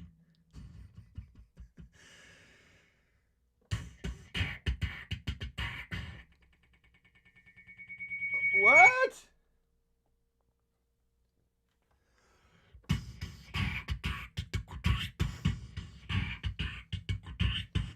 No, that didn't work. Hold on. We need a better beat than that.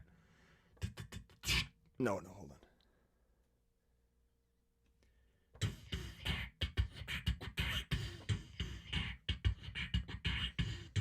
There we go.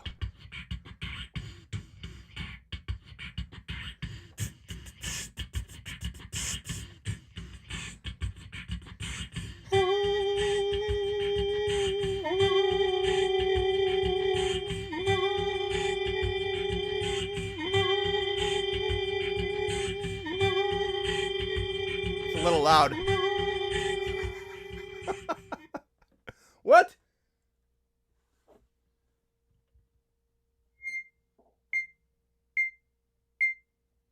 We lost it.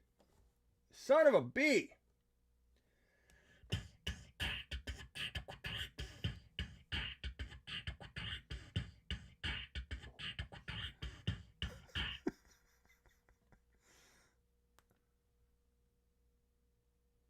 No DeAndre.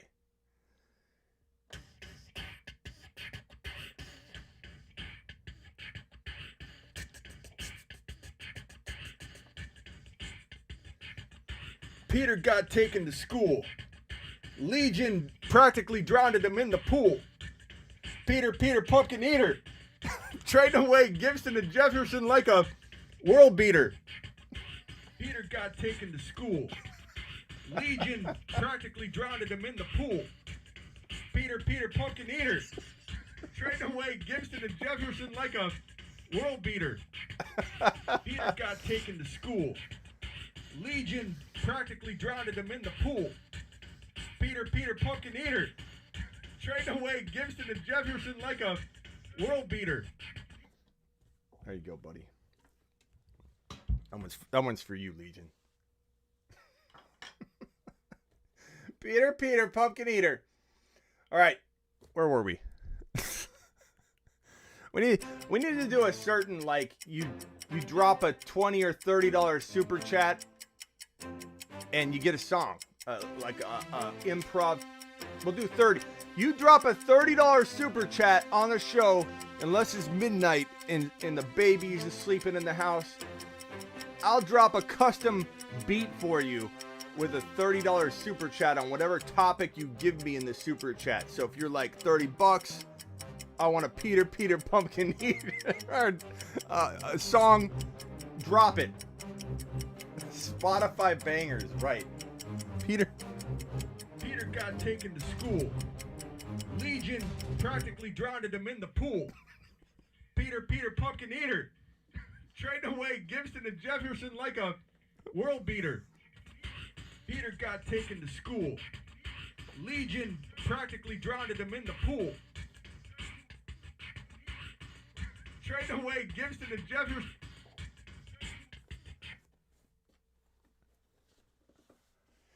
Oh, Peter, you got to send that to him, Legion.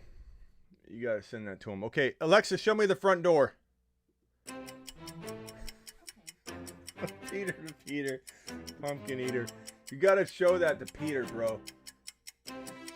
Peter going back to fantasy baseball after he got schooled. It says sports dude. All right. Last couple questions here. And just so you know, anybody drops a 30 spot and it's the daytime, I might have to owe you one if it's nighttime. I'll drop you a custom beat. You just tell me what you want it on. Peter, pumpkin eater. All right. Gotta know why you hating on DeAndre Hopkins. Who's hating on DeAndre Hopkins, bro? You tell me right now and I'll take care of it. I'll do a song about it.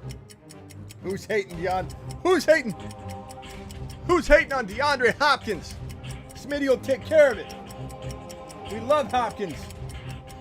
We live in Arizona, bro. I love it.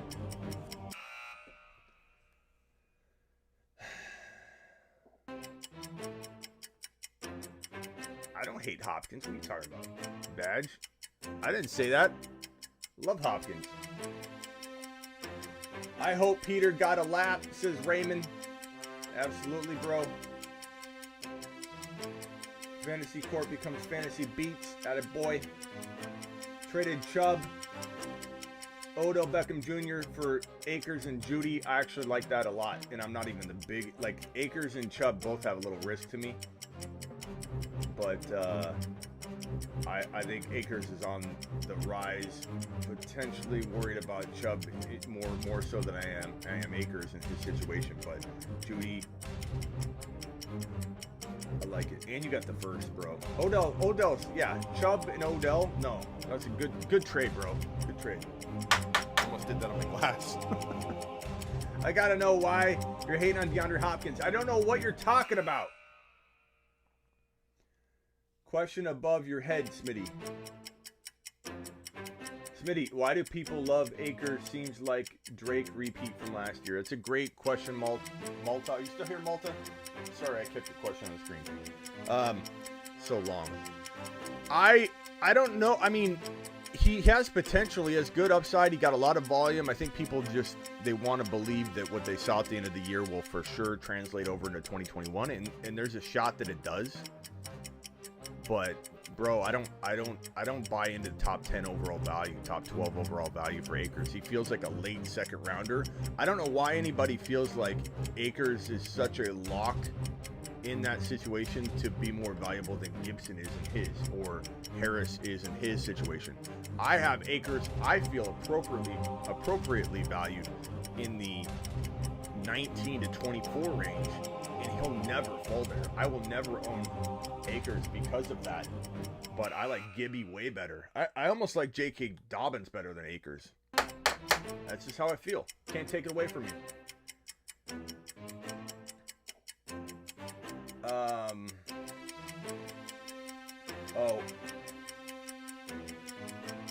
I think somebody thinks I said Hopkins. I was saying DeAndre Swift.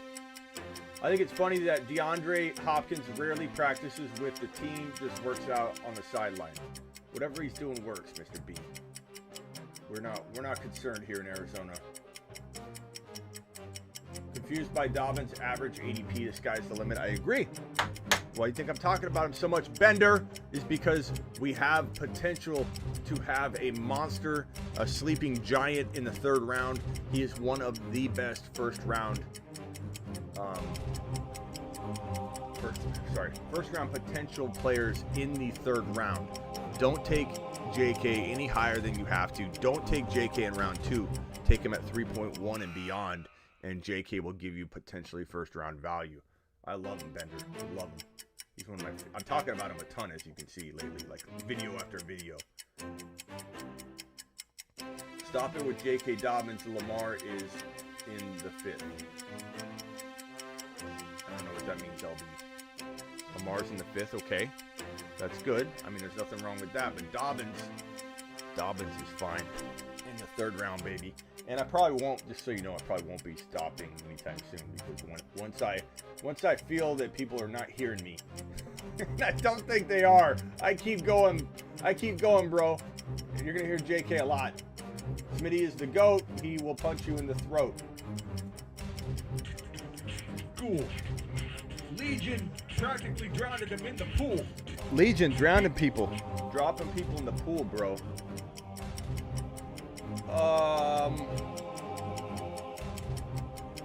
What do you think of Montgomery with Cohen still out and feeling side effects from leaving us in the lurch, Denny? Cricket sounds right after that. Oh. Injury. Look, Cohen's coming back. football. He's telling everybody, give me the football. I think he's going to get it. Bad play calling, I can't control with Nagy calling plays in 2021. But I love Monty. It's baked. It's baked in, boys. It didn't record. Baked in, boys! It didn't record. This is Dave. Baked in, boys! It's baked in. It didn't record. It's baked in. Okay? Baked in, boys! David Montgomery's value is baked in. 4th round, 4.1 as last year's 4th running back finisher. Love Monty. George with the super chat. George, you are in the door league, young man. I'm going to go write your name on the door right now. George, you get one of the remaining spots. George, DM me on Instagram. That hurt, Charlie. George.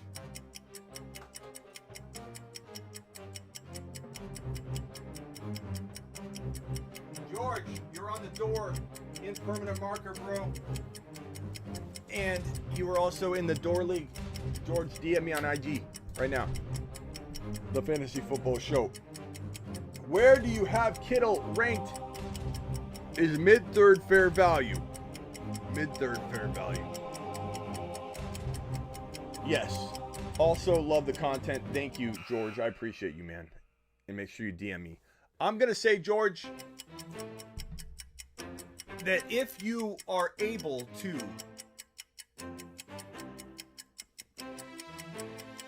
get like a Fant and then use that 3rd rounder on like a Justin Jefferson, a Clyde, or a JK, you're much better off.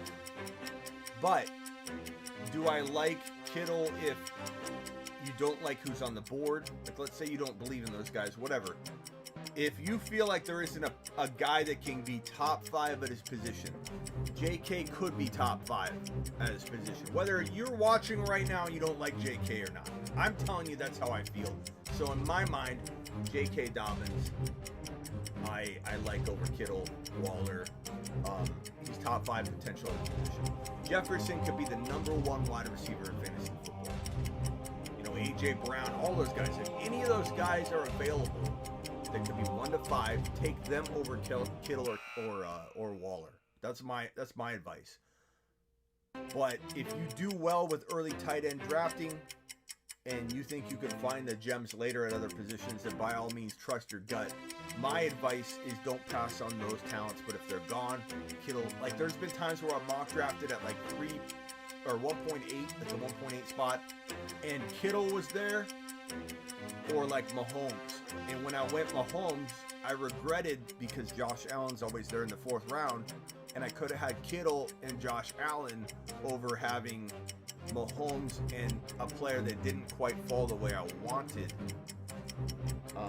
in that 4th round. So it all depends on flow. You can make any of it work. But I'm going to go ahead and say depends on that flow and whether there's a top 1 to 5 guy available. Kyle Pitts is going to make history. This is correct. And thank you again, George. I'll be looking for your DM. Monty, what wound be better with any other coach? I think what Terry's trying to say is Monty would be better with any other coach. And I agree with Terry 100%. Terry also, I believe, here's the thing. When you actually buy the Take a Lap t-shirt and you have an avatar on YouTube of you saying take a lap and you super chat as much as Terry, you never have to take a lap on the show ever again. Terry, if I ever tell you to take a lap, please proceed to show me your get out of take a lap free card. You will never take a lap on this show again. He's wearing a take a lap shirt that he bought from the show when we had a campaign going. This dude's never taken a lap again. I don't care if he calls me smutty and says Marty wound be better with any other coach. He's not taking a lap. It doesn't matter what he says. Everything he says is glorious. AJ Dillon, now come on, LB. AJ Dillon or Aaron Jones. Let's not get carried away here, okay? Let's not get carried away.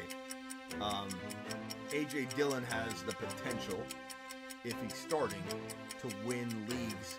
He is a super handcuff. He's a guy that I believe is a must-own. You should own A.J. Dillon any chance you can grab the guy.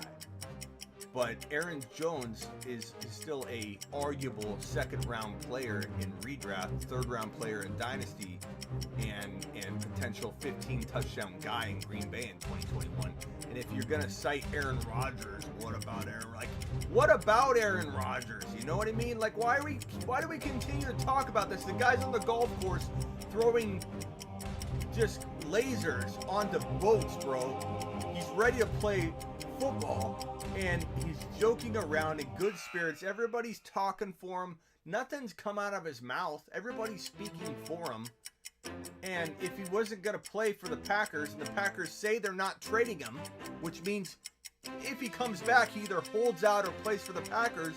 If he holds out, he's fined $2 million, loses a $6 million bonus, and starts getting his $11 million that he's already got taken away.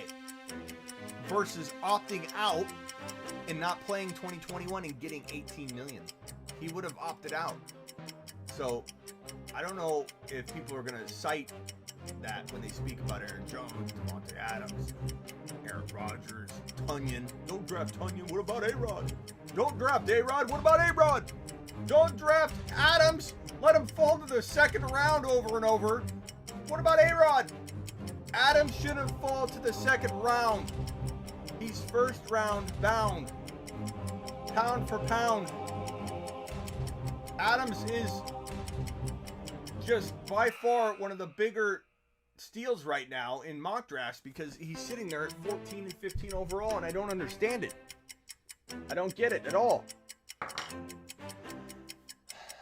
Lord, we spent 20 minutes on Hurts and the Eagles earlier. Don't do that to us again.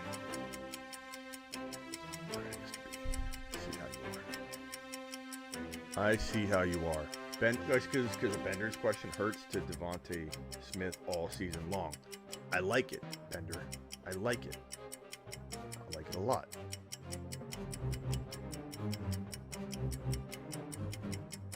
Robertson. People wanting to take laps in the chat. People like to take laps anyway. I needed to take a lap for the Robertson pick in the third round in our mock draft the other day. Oh, Robinson, James Robinson. Terry, when Terry types, it sometimes his autocorrect takes control, but it doesn't matter because whatever Terry says is glory, because he is a take a lap free individual on the show. He means James Robinson. He took James Robinson in the third round.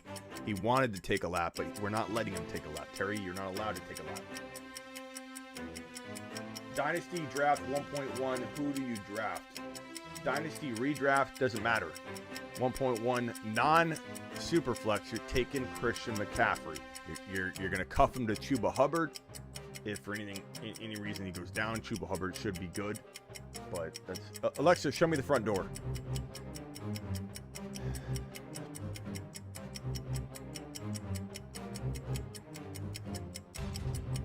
No Best Buy. No Best Buy yet.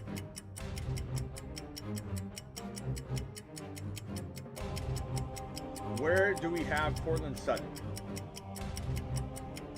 Crazy World wants to know. People have forgotten him after the injury last season. Well, bro, number one, there's not a lot of good quarterback potential there in Denver right now. Bridgewater should be okay.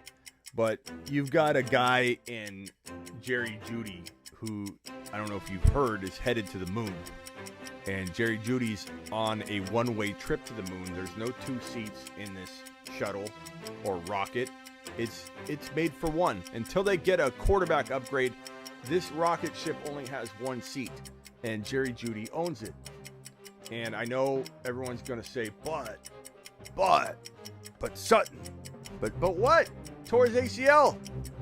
But what? Judy's more talented. I like Sutton. I'm not saying Sutton can't be a Amari Cooper to CeeDee Lamb, but CeeDee Lamb is the alpha and number one wide receiver in Dallas, and the number one wide receiver in Denver go forward is a guy named Jerry Jeudy. who is arguably a top 2, 3, 4 route runner already in the entire NFL. And some would say number 1 route runner in the league. Adams, obviously you could argue that.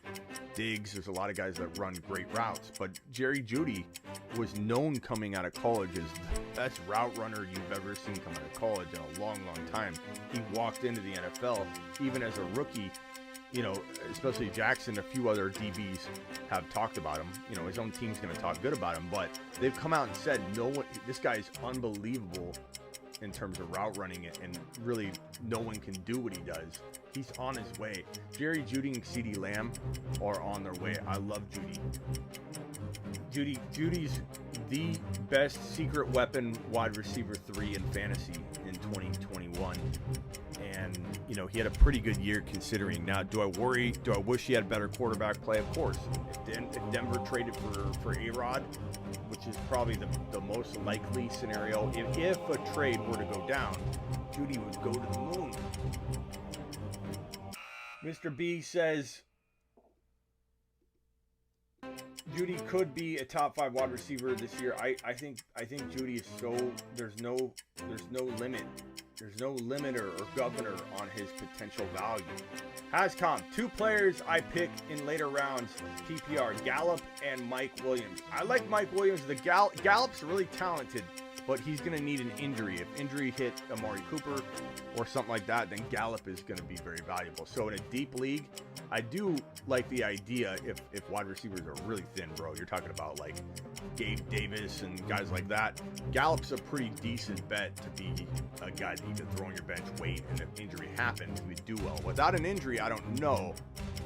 Potential, but I don't think I count on anything without an injury, but an injury away from being good. Mike Williams, on the other hand, doesn't need an injury. Mike Williams could get 8, 9, 10 touchdowns. He's done it before. The yardage hasn't always been there, but this is a different situation. They're going to throw more. I really do like Mike Williams as a sneaky good wide receiver 3-4, especially if you don't go shopping for your wide receiver 3 until really late in your draft. He makes a fine combo platoon between 3 or 4 guys that you might be looking, like Curtis Samuel and Mike Williams and guys like that, to platoon your wide receiver 3 or wide receiver 3-4. Judy's nasty.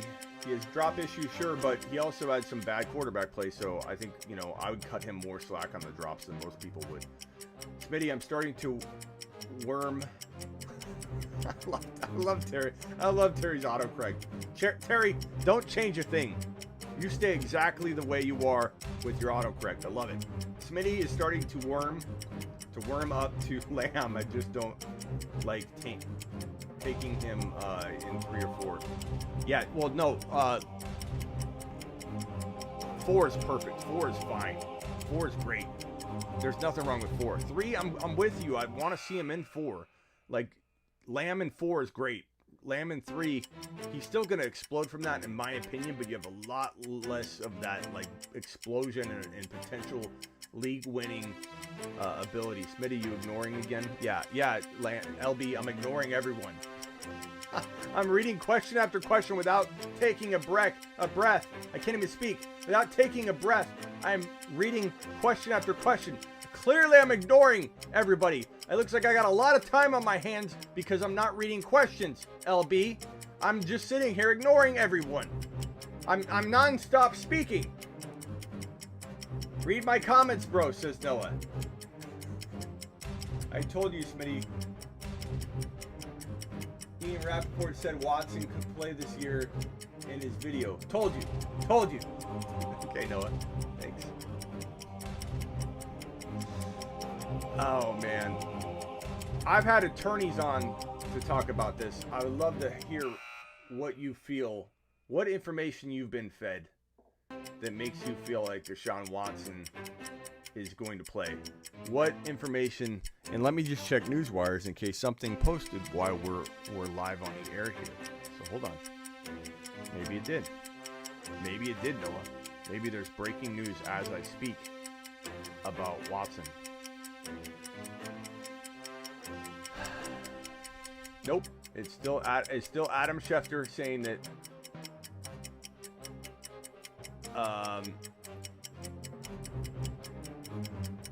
may that there have been settlement talks. It is still possible, if not probable, that the teams won't exactly be clamoring over the idea of acquiring Watson. We still have little idea if Watson is actually going to play for the Texans this year. He had thrown down, there's nothing concrete at all out there that's changing the direction or shaping the narrative of this. So anybody speaking on it is speaking on it from a speculative standpoint. Not saying I'm not speculating too, to some degree, but the bottom line is he has 20 pending cases that need to settle in order for the criminal investigation to go away.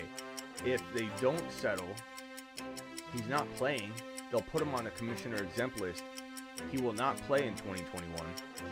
And on top of that, the criminal investigation would probably proceed if the civil side didn't wrap up in a significantly near time frame. But I appreciate you, Noah, regardless. All right. What do you think, Kelsey? Round 1, then go running back, then Lamb 4. I'm not a big fan of the tight end in round 1, bro. I definitely, I feel like I have a little bit of say and authority on the tight end position because I did rank number 1 in the industry last year, according to Fantasy Pros, and number 1 in the industry the year before last year. So 2 of the last 3 years I finished number 1 in tight end rankings, and I didn't do it because I'm ranking Kelsey number 1 like everybody else. I did rank him number 1, but I also ranked Waller and Hawkinson. I ranked Waller number 2, I believe. I ranked Hawkinson higher than anybody in the entire fantasy football industry. No one had him as high as I did, and Fantasy Pros mentioned that in their review of the consistency rankings, that's one of the big reasons I won that spot, number 1 spot for tight end rankings in 2021 or 2020. And I think what my approach always is to identify who the next potential breakout tight end is. I think you're far better off, instead of going Kelsey in round 1, to use that on a player, whether it be Diggs, whether it be Jonathan Taylor, whether it be Elliott, and then couple that with a Pollard selection later. But go ahead and let's go ahead and hit the outro music because we're about out of here.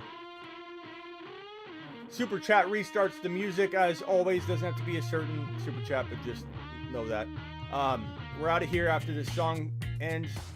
Basically, I'm telling you, go Fant later, go JT, go Elliott, go something like that. Don't go Kelsey in round 1 unless you've got a proven track record that this is the best way you play.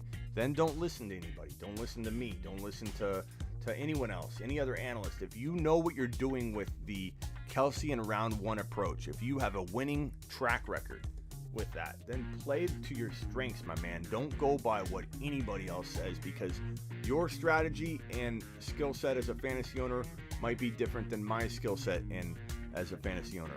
So I try not to take too hard line of a stance on any one approach, and that's why I love Best Player Available, because it fits everyone's needs, and you should be able to build the best team possible by taking the best player at every single pick, not thinking positionally. Within reason, you're not going to take a quarterback in round 4 if you took a quarterback in round 3 in a 1 QB league. You got to use some logic to it as well. But when you have starting lineup spots to fill, and you're worried about going running back because everyone else worries about it, then you can miss out on a boatload of talent. Taking a player like, I don't know, Aaron Jones in round 1 versus a Diggs in round 1, when you can get a Gibson or a Harris or whoever in round 2, I just don't like it. I like Diggs. I like Josh Allen at 4. I don't care if people think it's early. Best player available, bro.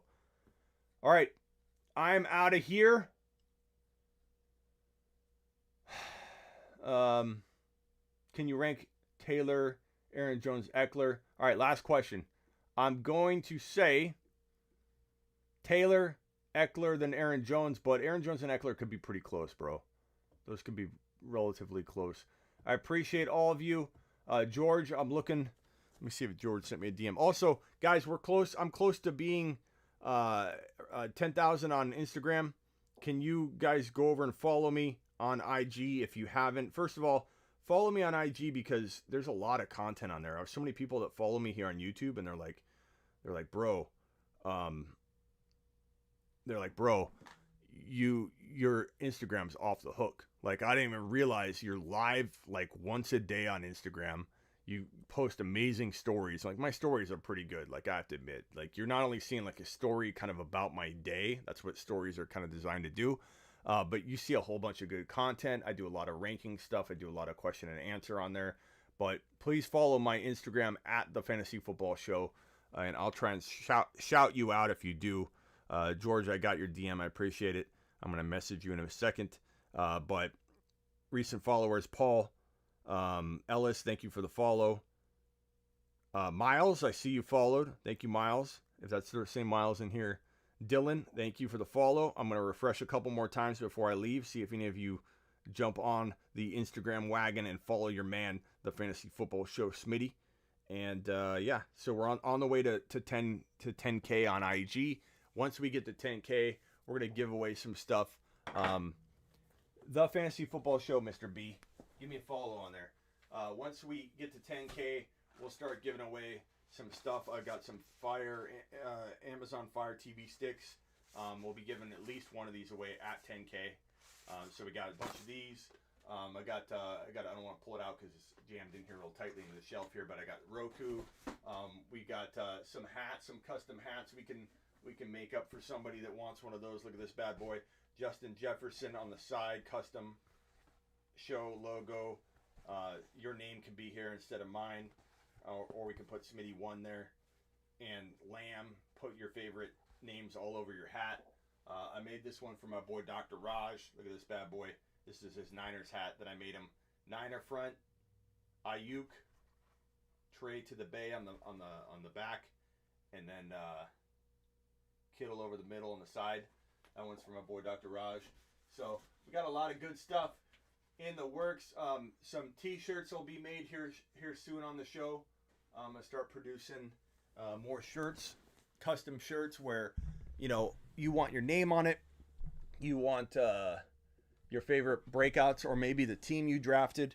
I'll do that on your shirt. We'll do some championship shirts for people that want to make them for the leagues, but I'll also be doing a thing where you super chat a certain amount on the show. I will make your shirt live on the show for anybody that super chats. Like, we'll set a certain amount so we can identify, so if it's like, I don't know, $45, whatever, enough to make it, I got to ship it, make it, do all that, but we'll make it to where I'll make a custom shirt on the show for you, and I'll mail it out to you right after the show ends.